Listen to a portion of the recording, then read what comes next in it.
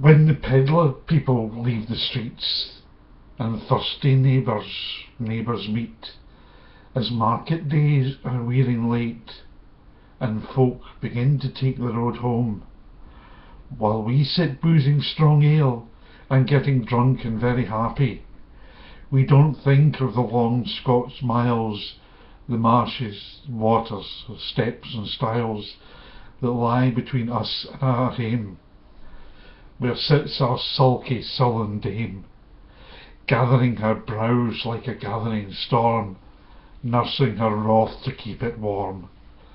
This truth finds honest Tam O Shanter, as he from Ayr one night did canter. Old Ayr, which never a town surpasses, for honest men and bonny lasses.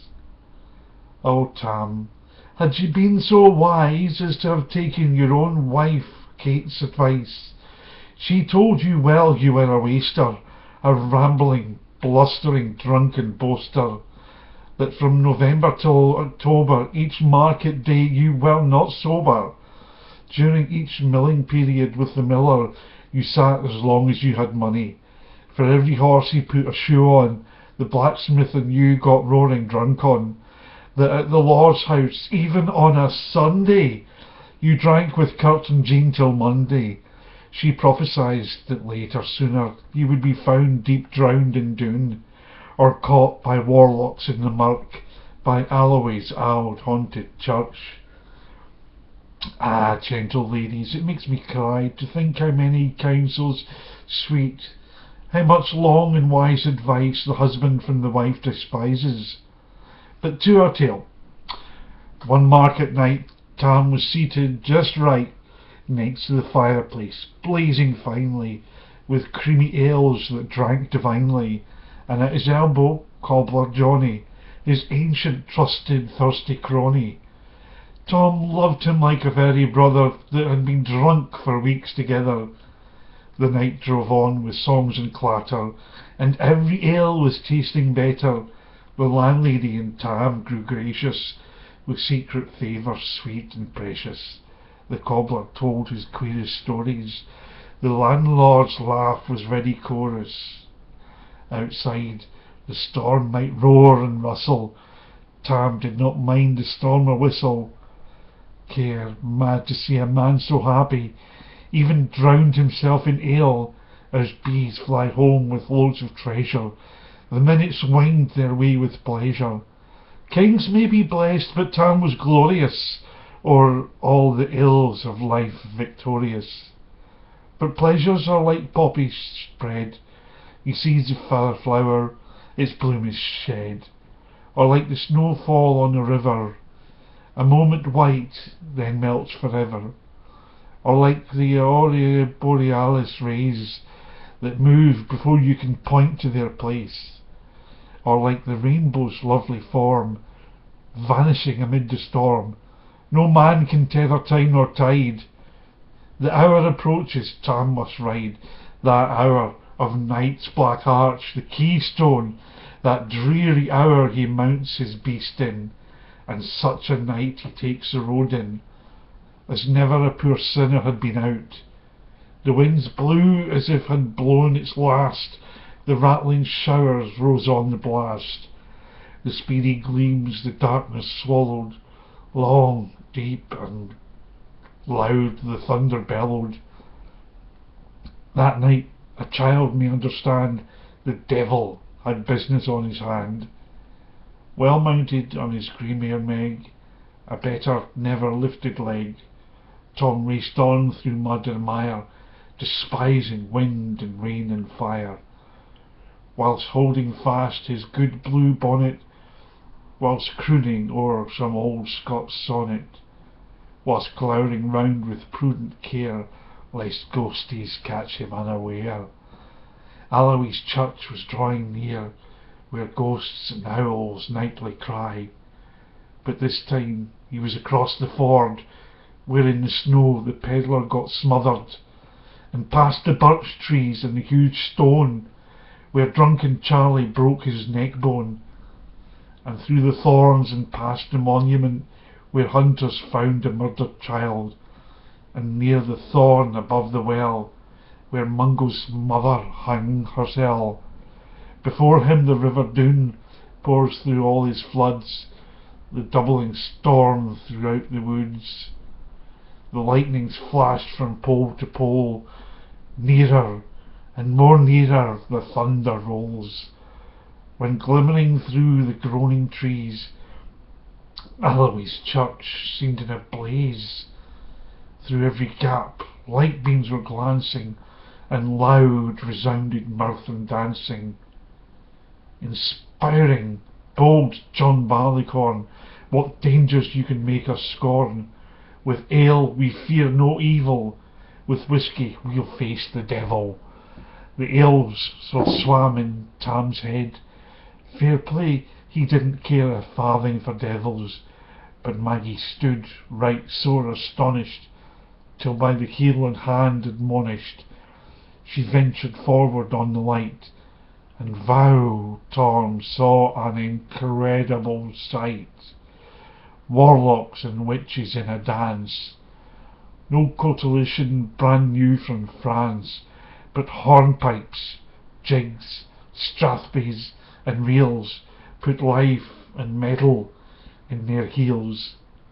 In a window alcove in the east there sat Old Nick, in the shape of a beast, a shaggy dog, black, grim and large. To give them music was his charge. He screwed the pipes and made them squeal, till roof and rafters all did ring.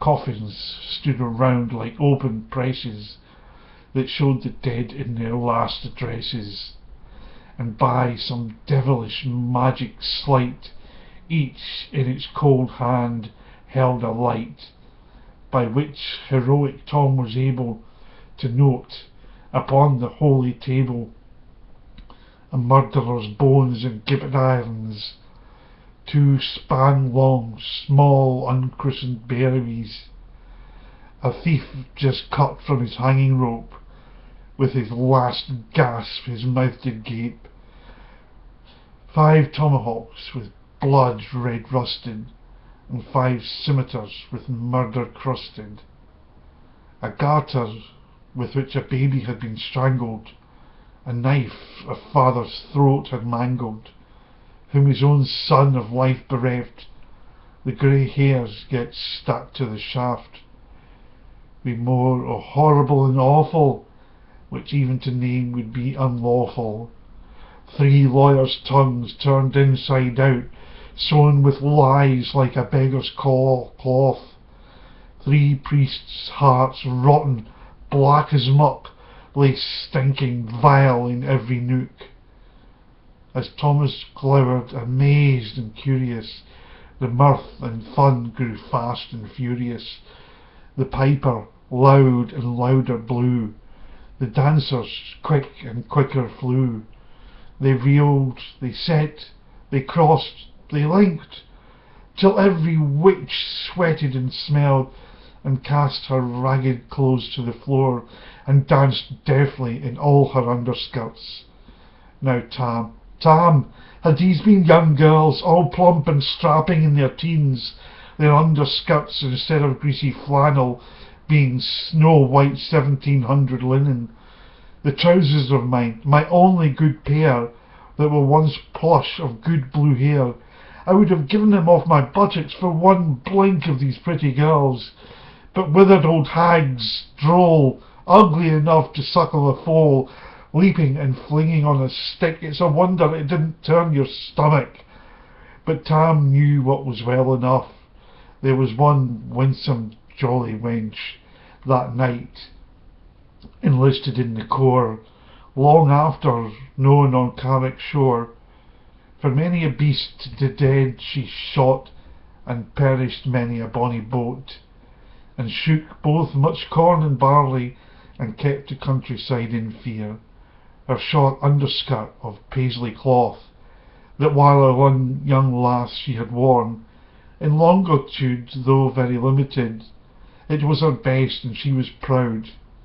Ah, little knew your reverend grandmother that skirt she bought for her little granddaughter with 2 Scots pounds. It was all her riches would ever graced a dance of witches.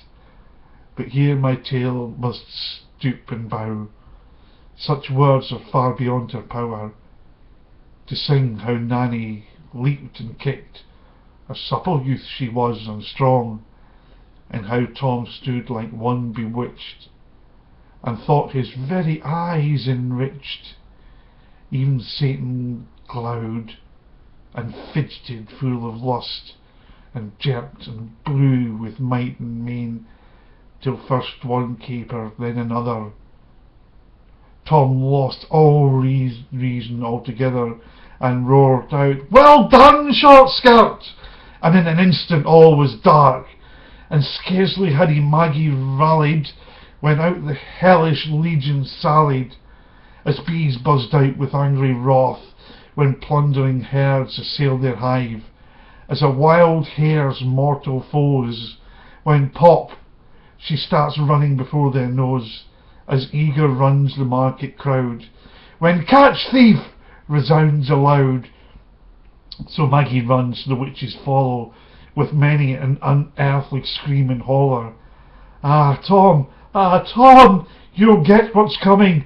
In hell they will roast you like a herring. In vain your cane awaits your coming. Kate will soon be a woeful woman. Now do your speedy utmost, Meg, and beat them to the keystone of the bridge. There you may toss your tail at them. A running stream they dare not cross.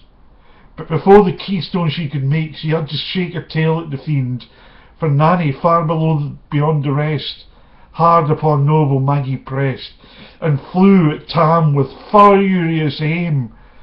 But little knew she had Maggie's mettle. One spring brought off her master whole, but left behind her own grey tail. The witch caught her by the rump, and left poor Maggie scarce a stump. Now, who this tale of truth shall read, whoever you are to drink in your mind, think you may buy joys over dear, remember Tam O Shanter's mare.